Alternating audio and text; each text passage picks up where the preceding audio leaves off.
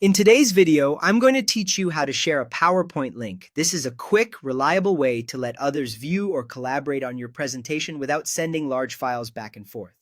By the end, you'll know exactly how to generate a link, choose the right permission level, and copy it so you can share it anywhere you need. Start by opening your presentation in Microsoft PowerPoint. Make sure you've got the correct file and that any recent edits are saved. It's a good habit to give your presentation a clear, descriptive name before sharing so recipients immediately know what they're opening. Next, look to the top right corner of PowerPoint and click Share. This button is your gateway to creating a web link.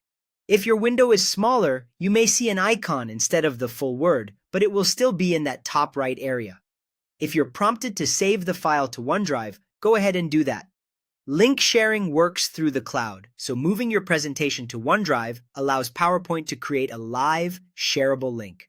Choose the OneDrive location you prefer and let it finish uploading. This may take a moment, especially for larger presentations, but it's a one-time step per file. Once the file is in OneDrive, you'll see permission options. Choose the level that fits your situation. Select Can Edit if you want the people who receive the link to make changes, add slides, or leave comments directly in the presentation. This is great for team collaboration or when you're co-authoring content. If you'd rather keep full control and simply let others read or present the deck, choose View Only.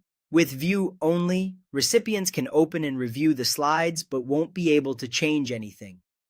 Think about your audience and your goal before picking a setting. It's always easier to start with more restrictive access and open it up later if needed. With permissions set, click Copy Link.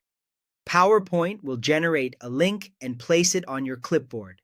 Now it's ready to paste into an email, chat, calendar invite, or anywhere else you communicate with your audience.